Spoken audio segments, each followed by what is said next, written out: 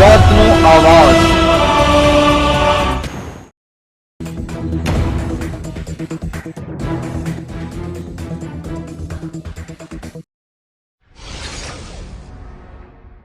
આણંદ જિલ્લાના વાસદ બોરસદ હાઈવે પરથી 31.22 લાખનું દારૂ ભરેલી ટ્રક ઝડપાઈ।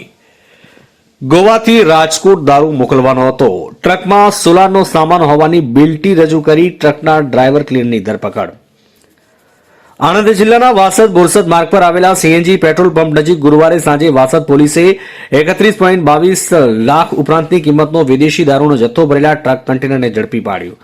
પોલીસે ચાલક તથા ક્લીનરને ઝડપી પાડી કુલ રૂપિયા 38.32 લાખ ઉપરાંતનો મુદ્દામાલ કબજે લઈ ગુનો નોંધી તપાસ હાથ ધરી છે।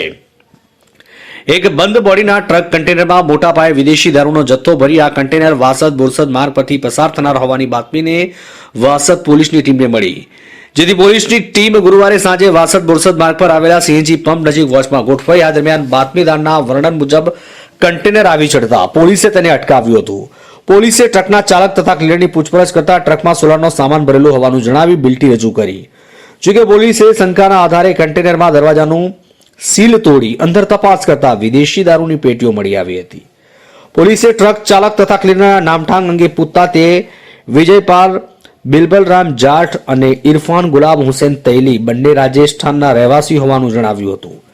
પોલીસે કન્ટેનર કબજે લઈ વાસદ પોલીસ મથકે લાવી ગણતરી કરતા કુલ 9,948 નંગ બોટલો થવા પામી, જેની અંદાજિત કિંમત રૂપિયા 31,22,400 જેટલી થવા જાય છે। પોલીસે વિદેશી દારૂ તથા ટ્રક મળીને કુલ 38.32 લાખ ઉપરાંતનો મુદ્દામાલ જપ્ત કરી ઝડપાયેલ બંને શખ્સોની પૂછપરછ કરતા ચાલક વિજયપાલે ડ્રાઇવિંગ લાઇનના માણસો થકી રાજુભાઈ નામના શખ્સ સાથે સંપર્ક થયો હતો અને તેણે વિદેશી દારૂની ટ્રીપ મારવા માટે રૂપિયા 20,000 આપવા જણાવતા ગત તારીખ 19મીના રોજ ઇરફાન સાથે તે સાણંદ બસ સ્ટેન્ડ આવ્યા હતા અને જીતેન્દ્રભાઈ નામના માણસને મળી ચાંગોદરા કેનાલ પરથી ટ્રક આપી હોવાની કબૂલાત કરી હતી।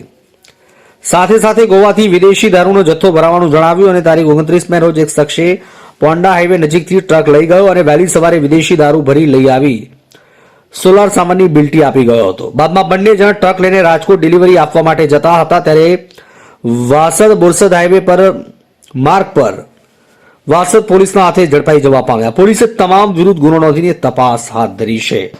આણંદથી બસર ચિસ્તીનો રિપોર્ટ।